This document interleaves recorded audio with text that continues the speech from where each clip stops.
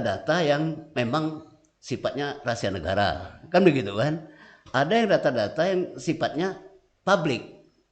Soal anggaran militer atau anggaran persenjataan alutsista itu publik.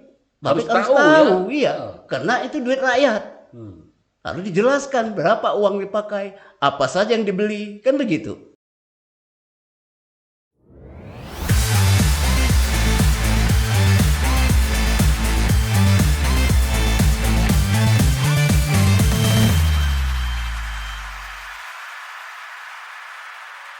Assalamualaikum warahmatullahi wabarakatuh. Sahabat Detik Sumsel, kembali saya Darwin Sarkowi di podcast Detik Sumsel. Hari ini kita sengaja mengundang dua orang hebat di Sumatera Selatan. Ya, ada rektor dan ada seorang dosen senior di Universitas Islam Negeri Raden Fatah Palembang. Ada Pak Wijaya. Assalamualaikum Pak Wijaya. Waalaikumsalam warahmatullahi wabarakatuh. Ada Pak Tareh Rashid. Yap. Orang lama, berkecimpung di dunia sosial. Assalamualaikum. Orang sangat kenal sekali dengan Bang Tareh ini ya. Pak Wijaya, Bang Tareh, baru saja kemarin kita sama-sama menyaksikan ada debat calon presiden. Ada 3 orang. Ada Anies Baswedan, Prabowo Subianto, dan Ganjar Pranowo. Semuanya punya pendukung yang ternyata sangat fanatik dengan ketiga-tiganya. Sedikit kita mungkin kilas balik dari apa yang dikatakan oleh para calon presiden kemarin. Dari Anies, Prabowo maupun Ganjar. Secara umum Pak Wijaya melihat kemarin seperti apa? Ya, terima kasih Bung Darwin. Tentu perlu saya garis bawahi di sini bahwa kami ini kapasitasnya adalah seorang ilmuwan. Maka ilmuwan bisa salah tapi tidak boleh bohong. Sehingga nanti akan kami berikan penilaian dulu. Yang pertama adalah catatan sejarah.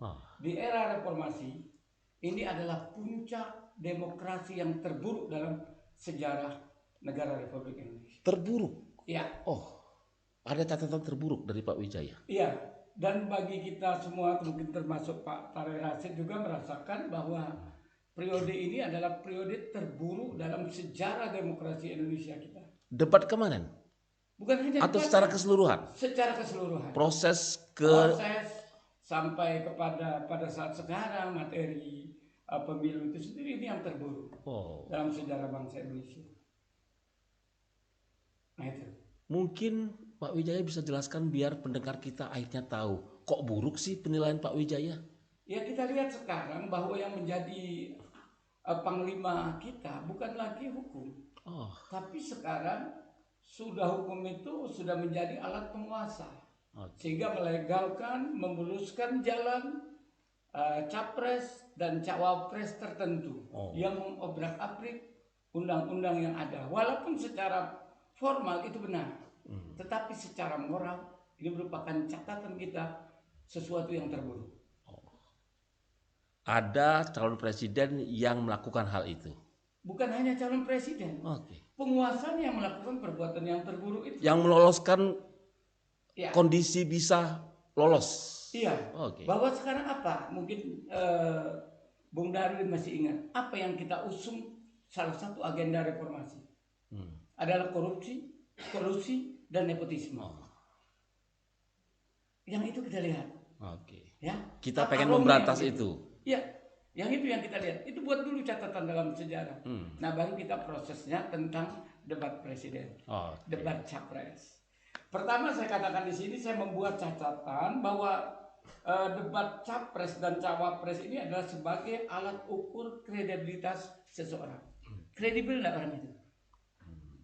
Nah sehingga di dalamnya itu akan melihat bagaimana kita melihat seorang presiden ini, seorang calon presiden ini dalam mengelola sebuah negara. Maka dari itu kita akan melihat bagaimana dua-dulu aja unsur kecerdasan emosional dan unsur kecerdasan intelektual. Nah itu yang ada pertanyaan besar kedua unsur tadi. Ya.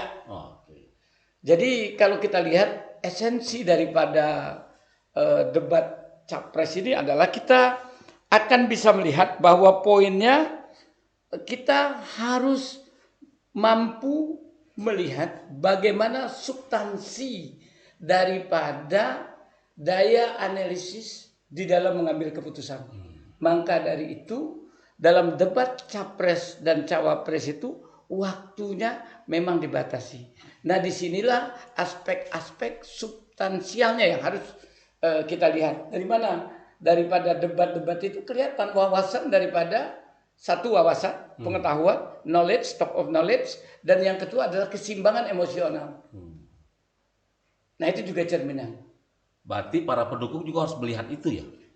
Bukan hanya pendukung, tetapi kita sebagai calon pemilihnya, kita bisa lihat seberapa jauh kualitas intelektual, stock of knowledge, kemudian bagaimana kemampuan substansial daripada seorang pemimpin, kemudian juga kestabilan emosional. Oke, saya ke Pak Tareh dulu. Karena berkaitan dengan hukum ini Pak Tareh, ini pakarnya, ya hebat. Kalau berkaitan dengan hukum ini Pak Tareh ini, kebetulan juga rektor di Universitas IBA Palembang, Pak Tareh.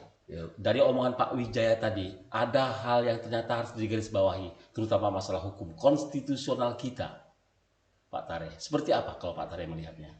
Ya terkait dengan konstitusi tadi, saya coba menghubungkan kenapa demokrasi tadi terburuk, gitu. Itu terkait dengan konstitusi kita dalam tanda petik dikudeta, gitu, kan, dalam proses di MK itu, kan. Nah itu proses-proses yang disebut terburuk tadi dalam konteks demokrasi secara umum, kan gitu kan. Memang kita lihat tidak hanya itu, bahkan presiden juga dengan tegas menyebutkan diri cawe-cawe, kan. Kan begitu kan. Seharusnya presiden itu harus netral. Hampir kalau kita lihat dari presiden-presiden ketika menyelenggarakan peralihan kekuasaan, itu kan netral semua. Presiden ya. Presiden termasuk Soeharto, ada penelitiannya, dia tidak tidak mengarah ke salah satu calon. Tidak tegas seperti pembicaraan Presiden Jokowi yang saya memang cawe-cawe karena ingin menyelamatkan ini kan bla bla bla kan begitu kan argumentasinya kan. Dan kita lihat berikutnya beberapa hal yang bisa berbahaya bagi pemilu karena presiden ini kan memiliki kekuasaan. Nah, kekuasaan ini bisa digunakan untuk mengatur proses-proses dalam penyelenggaraan demokrasi elektoral atau pemilu yang kita sebut atau dalam hal ini pilpres. Kan ada dua nih, pileg dengan pilpres ya. Yang serentak. Nah, dalam konteks pilpres tadi kita lihat satu ada persoalan kenapa disebut oleh Pak Wijaya tadi itu terburuk ada kudeta terhadap konstitusi itu, terutama pelolosan keputusan dari MK yang memutuskan keputusan 09 itu yang memberi kesempatan bagi anak muda tidak mengubah tapi diberi catatan yang berpengalaman, kan begitu kan. Nah itulah yang membuat jadi kalau dalam keputusan MK majelis ini ya, Mahkamah Konstitusi ya, MKPP ya, MK ya. Nah di situ dengan tegas keputusan dijelaskan ada pelanggaran etika. Nah dalam konteks ini etika ini kan salah satu cabang filsafat tidak agak sama dengan filsafat moral. Nah kalau kita lihat dalam konteks debat kemarin, nah ini kita kembali ke debat ini kan bagian dari proses kampanye sebenarnya kan, sebelum pemilihan Nah dari tiga itu kita lihat bagaimana Anies dalam hal ini calon yang 01 ya, dia memulai dari falsafah. Dia menjelaskan tentang bagaimana seorang pemimpin itu semakin tinggi tingkatnya, semakin complicated yang harus dia hadapin, semakin banyak level-level yang harus dia lewatin sehingga dibutuhkan nilai. Nilai ini kan problem dari persoalan etika atau filsafat nilai Nah dari kerangka itu saya lihat dari kerangka pemikiran filosofis dibawalah Anies kepada tingkat empirik, terutama pertanyaan-pertanyaan dia terkait dengan pengadaan barang alutsista kan gitu kan, yang kemudian membuat Capres 02 agak sedikit emosional kan gitu kan. Nah itu yang dibilang Pak Wi tadi, bahwa satu sisi harus kita melihat bagaimana seorang pemimpin di dalam debat itu mampu menjelaskan itu pikiran-pikirannya, selain visi misinya, pikiran-pikirannya dalam konteks bagaimana melihat problem-problem yang muncul tidak hanya pertahanan kan, ada persoalan globalisasi, ada persoalan hubungan internasional kan gitu kan.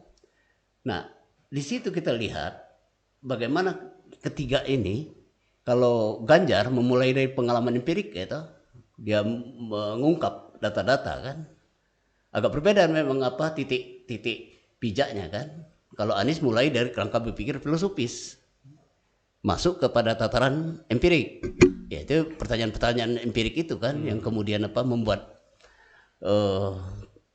Capres nomor 2 ya agak tergagap emosional, kemudian emosional ya kan gitu kan. Nah itu dari awal kan udah memulai Anies mencoba mempertanyakan bagaimana hubungan antara etika dengan proses kebijakan-kebijakan di dalam pembelian alutsista itu. Oke. Terutama alutsista yang dalam tanda petik barang bekas kan begitu kan. Siap. Kan itu yang membuat persoalan Pak Wijaya, Pak Tare, ini kan nanti akan berujung di 14 Februari 2024 nanti. Artinya ini akan berada di tangan pemilih nanti saat berada di bilik suara. Dari kondisi yang kita lihat sejauh ini, dari debat terakhir 3 caleg ini, kira-kira pandangan Pak Wijaya atau Pak Tare, Pak Wijaya dulu nih. Kira-kira dari 3 capres ini Pak Wijaya, kira-kira mana yang lebih unggul? Karena kita akan berkaitan dengan para pendukung dan para calon pemilih nantinya. Iya. Pertama, sebagai seorang ilmuwan, landasan idilnya adalah etika atau moral. Di antara ketiga itu, yang mana yang sudah mulai cacat moral?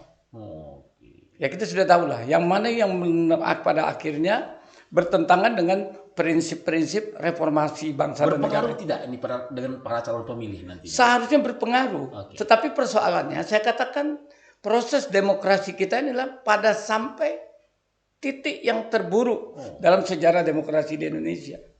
Kita sudah lihatlah sekarang. Berarti kita tidak berharap banyak dengan para calon pemilih nantinya pada 14 Februari. Kita berharap banyak dengan pemilih, tapi seorang pemilihnya juga harus mengawasi prosesnya. Sehingga kecurangan-kecurangan tidak dapat dilakukan.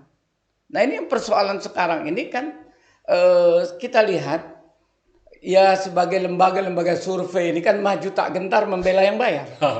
Nah sehingga seharusnya lembaga survei ini mereka betul-betul bukan juga bertujuan mengarahkan opini. Ini kan mengarahkan opini, mengarahkan opini dan membunuh karakter orang yang tidak membayarnya. Nah ini kita sayangkan. Itu yang kedua. Kemudian yang ketiga kita lihatlah. Ketika debat Capres dan Cawapres ini. Kan kita lihat itu kan adu gagasan. Nah ketika mengadu gagasan. Ketika ada seseorang. Ya sebagai seorang calon lain. Kandidat lain. Ternyata mengatakan bahwa itu menyampaikan sesuatu yang tidak benar. Nah disinilah kecerdasan emosional. Ya, orang itu bisa kita lihat. Seharusnya ketika dalam debat itulah dipaparkan sesungguhnya. Misalnya Capres atau Ganjar itu, ya, nomor berapa Ganjar? Nomor 3. Itu kan sudah jelas, bahkan menyuruh bahwa data ini yang disampaikan itu kalau tidak benar silahkan dari kandidat Pak Prabowo itu 02 itu datang dan melihat. Ini kan satu keterbukaan. Dan ketika debat Capres itulah kita melihat bagaimana kemampuan stock of knowledge, kecerdasan intelektual dan kecerdasan emosional. Dan itu tidak akan dibawa ke ruang publik, tapi habis di situ. Jangan setelah itu, dalam debat itu, kita pun pada akhirnya sudah selesai, ya harusnya selesai di debat itu. Jangan lagi nanti mempermasalahkan itu di luar konstelasi daripada debat. Di ruangan debat itu. Ya. Oke. Tapi banyak yang para pendukung ini tiba-tiba jadi ribut sendiri di Pak Wijaya. Pada akhirnya mereka seperti itu. Tapi kan kita lihatlah pemilu sebelumnya. Ya kan, ketika salah seorang capres yang didukung oleh masyarakat sehingga masyarakatnya kecewa, pada saat sekarang justru mengusung program status quo. Kenapa? Politik dinasti dan dinasti politik. Ini yang masih kita lihat seperti itu, dan ini juga akan terulang sejarah. Kemudian yang kedua, saya baca di salah satu media elektronik di televisi ya. Setelah selesai acara debat itu salah seorang partai pengusung daripada capres dan cawapres itu menghadap kepada presiden dan mengakui bahwa akan mereka diskusikan masalah persoalan itu. Dan ironinya presiden pun ikut campur mengomentari tentang proses debat itu. Sah itu? Saya kira sah, mungkin sah saja kalau demokrasi, tapi itu tidak bermoral. Tidak etis tadi ya? Tidak etis. Sebagai seorang presiden, seharusnya presiden harus tegas loh. Harus netral. Ya ini kan penuh dari awal sampai akhir ini kan selalu penuh kontroversi. Kenapa? Dari proses pengangkatan, bagaimana masyarakat meragukan netralitas TNI. Bagaimana masyarakat mengkhawatirkan netralitas Polri. Ketika ada orang berbicara tentu ada indikator dan ada parameter yang dimiliki oleh orang yang mengeluarkan teori konspirasi itu. Kalau tidak kan mereka nggak mungkin. Ada landasan semua. Pasti ada landasannya. Oke, Pak Tareh. Yuk. Dari debat kemarin melihat 3 orang ini, 3 capres kita, Ganjar, Prabowo, dan Anies Baswedan. Bagaimana Pak Tareh melihatnya dan menilainya kondisi 3 capres kita? Ya, pertama tentu saja masyarakat terkejut melihat Prabowo sebagai capres 02 itu yang juga dikenal sebagai Menhan itu.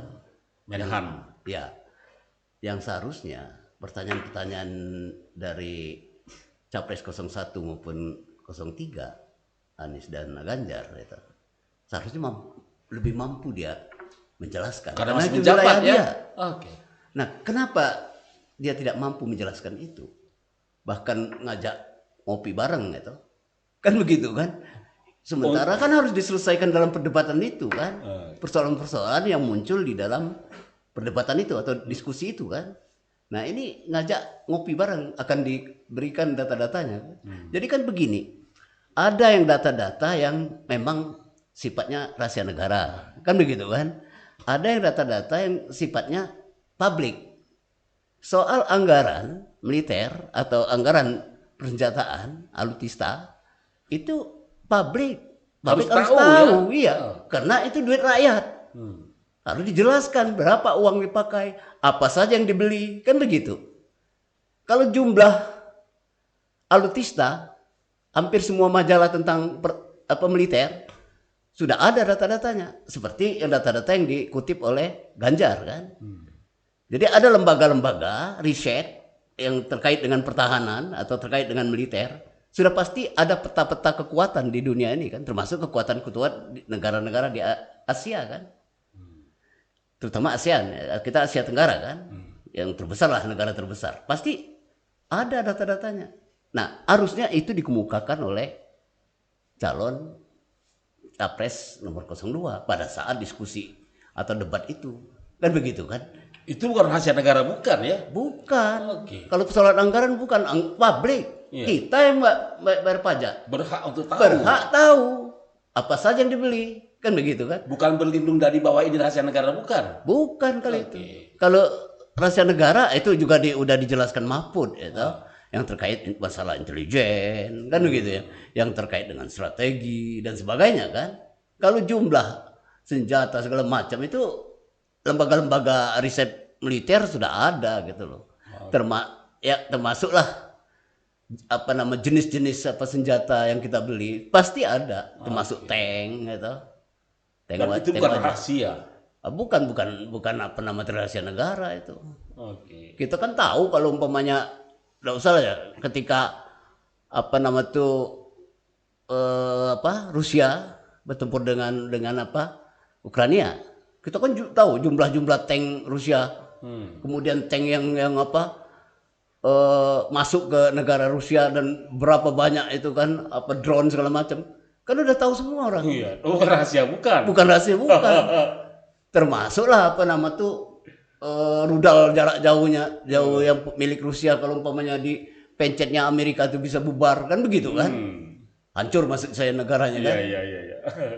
Itu udah diketahui negara semua. Jadi senjata yang dimiliki Amerika, Rusia sudah tahu kan gitu kan. Tinggal mencet aja kan. Artinya maksud saya ingin menegaskan ada hal-hal yang bersifat rahasia negara, ada hal-hal yang urusan publik. Anggaran itu berkait dengan urusan publik. Itu satu hal yang kita lihat dari perdebatan itu, Capres 02 ini menghindar gitu loh, dengan alasan itu rahasia negara. Bahkan diukur seolah-olah tidak memiliki rasa kebangsaan. Kan begitu yang diserang Prabowo kepada Anies kan. Saya hubungkan dengan apa yang dikatakan oleh Pak Wijaya tadi. Sepertinya ada dukungan dari presiden nih, Capres nomor 2. Sehingga bisa membolak-balikkan kondisi dan keadaan, Pak Wijaya. Nah ini yang kita lihat, saya katakan tadi dari awal kan, jangan cawi-cawi di dalam konteks ini. Tidak etis presiden masuk ke wilayah dalam tanda petik campur tangan jadinya kan, ke wilayah proses demokrasi elektoral atau proses pemilihan presiden itu. Dia harus bersifat netral. Kan begitu kan? Nah, persoalannya kalau ini terjadi terus-menerus, saya khawatir kan akan timbul tidak memiliki kepercayaan terhadap proses pemilu 2024 hasilnya. Jadi trust masyarakat jadi hilang kan. Nah, kalau trust masyarakat jadi hilang, ketika mereka memiliki data-data, ada dilakukan aparat kekuasaan tertentu yang melakukan dalam tanda petik menggunakan kekuasaan untuk memenangkan paslon tertentu. Itu bibit-bibit kekacauan negara ini. Tidak tutup kemungkinan akan muncul sebuah gerakan revolusi. Paling enggak gerakan paling tidak protes-protes yang besar. Khawatir ke arah sana. Kita khawatir ke sana. Nah, kita mengingatkan kepada pemilik kekuasaan, pemegang kekuasaan dari presiden, TNI, Polri, termasuklah KPU, penyelenggara pemilu dalam hal ini KPU sama Bawaslu ya, termasuk di daerah, termasuk pejabat PJ ya, PJ ya, dari gubernur sampai ke wali kota dan bupati, jangan melibatkan diri untuk campur tangan dalam urusan pemilu ini. Sebab jelas di dalam konstitusi kita itu jelas dengan tegas disebutkan harus jujur dan adil. Jadi kalau umpamanya ada yang cawe-cawe, itu sama dengan mengkhianati konstitusi. Kita kembali ke capres kita, 3 orang ini. Detik Sumsel kemarin sempat bikin polling kecil-kecilan. Melihat seperti apa pandangan dari pendengar kita.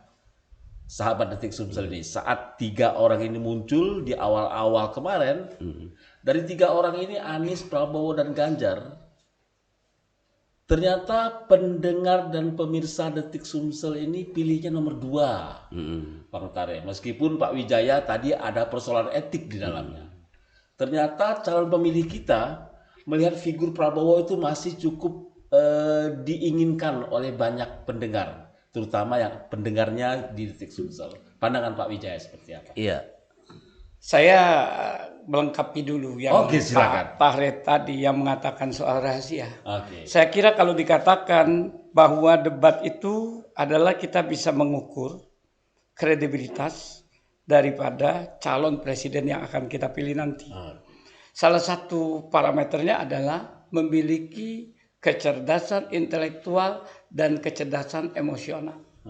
Dalam arti kata nanti bahwa seorang pemimpin itu harus cepat, tepat, substantif, dan lugas. Nah ini yang kita lihat. Nah itu yang dipertaruhkan itu adalah gagasan yang diadu itu. Nah kemudian kalau dikatakan bahwa itu rahasia-rahasia, saya katakan itu terlalu lebay. Dan saya khawatir itu adalah justifikasi bagaimana miskin gagasannya, stock of knowledge dia, capres tertentu ini itu terbatas kepada permasalahan. Dia tidak menguasai materi. Maka dia bilang rahasia. Kemudian yang ketiga, kalau itu rahasia, kenapa KPU menjadikan sebagai salah satu materi debat? Masalah pertahanan. Iya. Kemudian selanjutnya, itu bukan rahasia kok. Kalau kita mau bilang beli dari negara, kekuatan mana sudah saling intip kok. Bukan rahasia kalau kita beli di negara-negara tertentu. Untuk membeli barangnya kan. Untuk membeli barang. Nggak ada lagi rahasia apa yang mau dirahasiakan gitu. Kecuali kalau memang itu badan intelijen negara. Badan intelijen negara pun boleh. Tetapi pada sidang jejak digital kan mengatakan bahwa salah satu capres ini meminta kepada Komisi 1 waktu itu supaya biar bagaimanapun diminta terbuka, mereka nggak mau terbuka.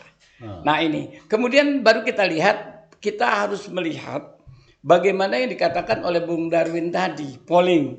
Ya kita harus lihatlah bagaimana kita biasanya orang-orang ini kan memasang orang-orang tertentu. Jadi ada yang saya lihat dari psikologi di media TikTok itu bagaimana melihat karakter daripada calon-calon pendukung itu. Ya. Kita lihat di Sumatera Selatan lah, banyak ibu-ibu militan itu yang kecewa. Lihatlah sekarang gimana. Dulu sanggup. Ya termasuk kami juga sanggup dulu untuk Pak Prabowo. Ya kan? Tetapi pada akhirnya tentu kami juga melihat, menganalisis. Bagaimana kami harapkan sebagai seorang pendekar demokrasi harus luluh lantah. Apapun alasannya, itu ada yang bisa diterima, ada yang tidak bisa diterima. Nah kemudian karakter daripada pemilih. Kebanyakan daripada paslon misalnya Anies, kecenderungan daripada para pendukungnya itu diam, tapi mereka aktif. Kemudian yang Pak Prabowo, mereka memang sengaja menciptakan shiwar. Ya, seperti yang dikembangkan oleh orang, bagaimanapun kalau kamu biar kamu bagaimana, kami tetap menang. Ini diarahkan ke sana. Diarahkan seperti itu. Ini kan ada indikasi ke situ. Apakah ini suatu bentuk delegitimasi daripada Prabowo dan pasangannya ataupun sebagainya. Kalau ini sebagai bentuk legitimasi, seperti maka terjadilah proses revolusi yang dikatakan oleh Pak Tahret tadi. Nah, kemudian juga kita bisa lihat bagaimana pasangan calon Ganjar. Itu kalau masyarakat Jawa itu kan dipecah itu. Ada 3 karakter masyarakat Jawa, ada 3 varian. Varian santri, kemudian varian abangan, dan priayi. Kalau priayi itu cenderung mereka akan mendukung daripada 01. Tapi kalau mereka tuh abangan, itu cenderung mendukung pada Ganjar. Nah, kemudian kelompok-kelompok kita lihatlah itu kan terpecah.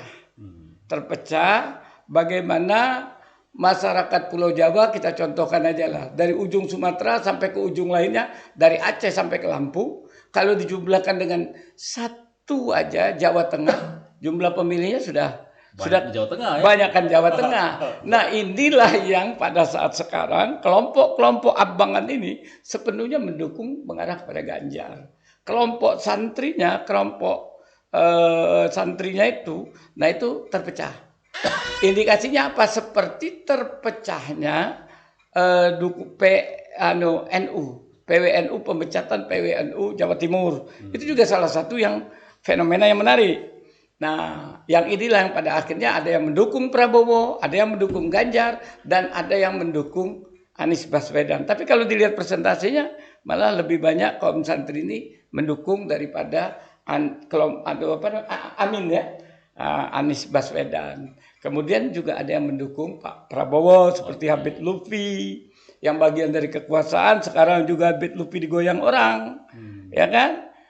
Kemudian juga dari Pak Ganjar dari kelompok abangan ini. Oke, Pak Tadeh.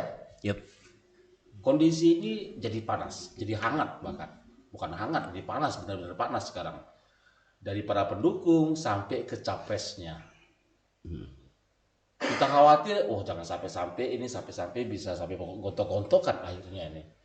Ada yang sampai panas hati. Yeah. Termasuk kemarin kita melihat ada tangis-tangisan juga, emosional juga. Kondisi seperti ini apakah berpengaruh nantinya dengan kondisi calon pemilih? Ya sebenarnya kalau kita lihat drama lah itu. drama yang menyedihkan terhadap tokohnya yang dikuliti oleh Anies dengan Ganjar kan gitu kan. Ini kan semacam satu bentuk strategi juga. Strategi supaya dikasihani rakyat. Kan begitu kan. Oh jadi nangis itu strategi ya? Strategi istilahnya itu apa itu? Gimik politik. Jadi itu satu hal ya kita lihat. Tapi kalau kita lihat seperti dikatakan tadi, bagaimana sih reaksi masyarakat? Tadi ada Detik dibilang lebih banyak 02. Jadi begini, kalau kita lihat jumlah pemilih itu dominan anak-anak muda kan. Anak muda ini kan terbagi dua tuh. Generasi Gen Z atau generasi Z dengan generasi milenial. Hampir 56 hampir 60-an kan persen. Nah, jadi kalau kita lihat metode kampanye yang dikembangkan oleh Anies lewat Desa Anies, kemudian dan itu langsung berhadapan betul dengan masyarakat kan. Calon pemilih. Nah, kalau kita lihat trennya itu pasti naik di kalangan anak muda. Itu terbukti ketika ada resolusi Indonesia yang diselenggarakan oleh salah satu anggota Partai Nasdem itu. Siapa tuh Sultan dari Tanjung Priok itu kan. Dia yang menyelenggarakan itu, dan kita lihat bagaimana generasi muda begitu banyak datang hadir di situ itu. Nah, dalam setiap Desa Anies itu rata-rata anak-anak muda, bahkan bukan pemilih Anies pun masuk ke situ kan begitu kan. Artinya pemimpin yang kita dibutuhkan adalah pemimpin yang siap untuk berdialog dengan masyarakat yang terbuka. Itu artinya sebagian besar ada pergeseran ada penurunan di Jokowi dari debat kemarin kalau kita lihat Nah, dari debat kemarin seharusnya wilayah yang dikuasain oleh Prabowo seharusnya dia yang lebih unggul kan. Nah, ternyata pada saat itu justru kita lihat Anies dengan Ganjar yang unggul yang menguasai data segala macam kan. Nah, itu kemudian kemampuan retorika atau kemampuan intelektual yang dimiliki itu lebih dominan dari Anies kan, kelihatan kan. Nah, itu juga amat ditentukan latar belakang pendidikannya kan, satu-satunya doktor kan Anies kan. Nah, bagaimana dia mampu merumuskan persoalan-persoalan di dalam pertahanan kan. Nah, ini mempengaruhi juga kepada publik gitu loh. Jadi debat kemarin kalau saya coba lihat itu besar pengaruhnya pada pemilih generasi muda itu. Nah, mereka kan bisa melihat mana sebenarnya calon presiden yang mampu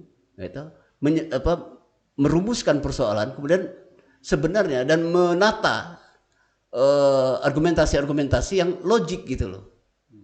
Nah, ini kan amat disenangi anak-anak muda. Jadi calon presiden yang mampu, yang tidak emosional di tengah-tengah kerumitan itu mampu dia menata emosi segala macam itu. Nah, presiden satunya kan kurang. Jadi secara nasional mungkin itu di Detik Sumsel lah memang ada banyak yang masuk dari 02 mungkin ya, tapi kalau secara nasional kita lihat dari debat kemarin, saya pikir itu sangat mempengaruhi ke Anies ya, dengan ke Ganjar gitu.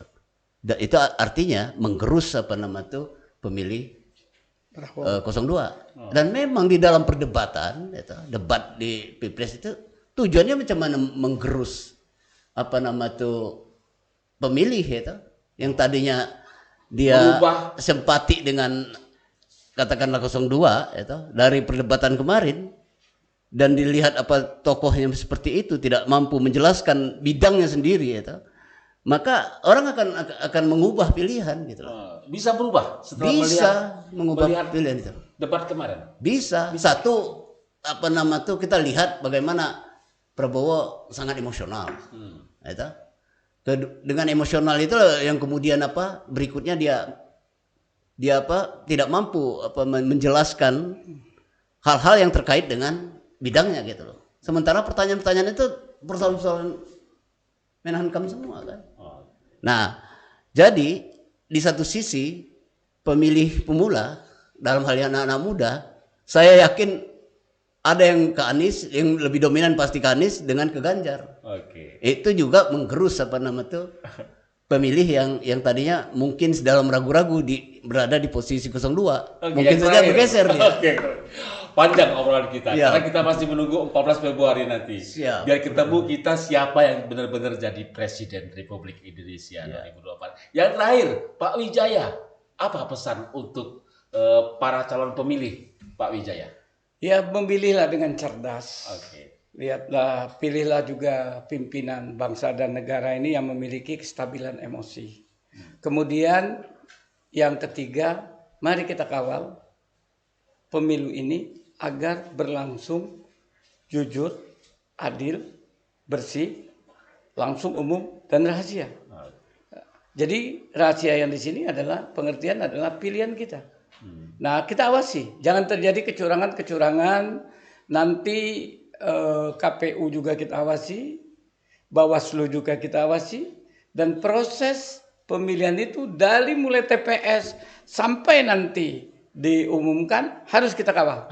Karena indikasi mengarah kepada kecurangan sudah mulai terasa. Ada ini memang. Indikasinya sudah ada. Nah, maka dari itulah yang perlu kita kawal.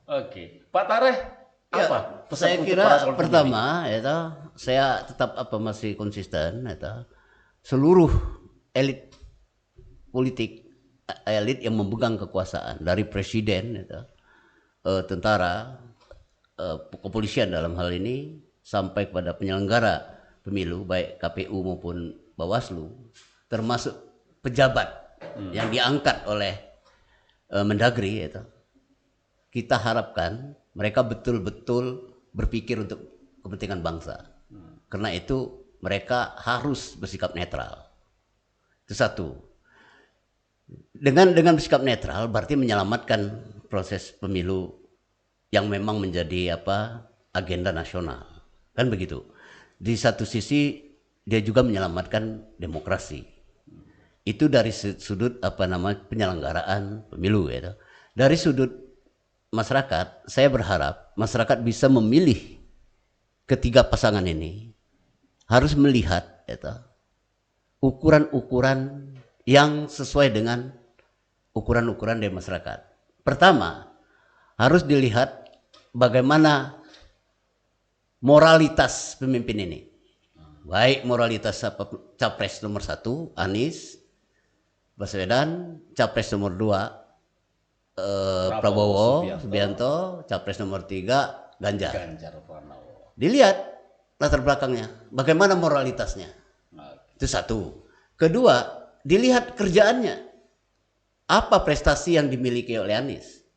Apa prestasi yang dimiliki oleh Prabowo? Apa prestasi yang dimiliki oleh Ganjar? Kan begitu kan? Kemudian dilihat gagasannya. Mana calon presiden yang memiliki gagasan? Bandingkan ketiganya. bandingkan dengan Prabowo, bandingkan dengan Ganjar. Di antara tiga ini mana gagasan jelas dalam mengarahkan bangsa Indonesia ke depan? Itu yang terpenting. Ketiga, juga harus dilihat apa yang udah dikerjakannya, karya ya. Artinya ada jejak rekamnya. Apa yang dilakukan oleh Anies semasa dia jadi gubernur. Karya-karya apa aja. Kan begitu.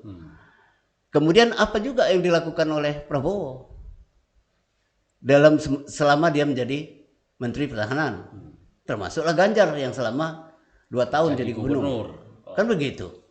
Data-datanya kan sudah ada di Google. Oke, baik, seperti kan sudah begitu. selesai Pak Tare. Saya kira dengan demikian mudah-mudahan rakyat bisa memilih pemimpin Mudah-mudahan yang pemilih kita menjadi lebih tepat. cerdas setelah mendengar Pak Wijaya dan Pak Tare berdiskusi dengan saya hari ini. Baik, sahabat Detik Sumsel, terima kasih untuk kedua narasumber kita yang hebat dan cerdas ini. Mudah-mudahan kita juga lebih cerdas memilih pada 14 Februari nanti.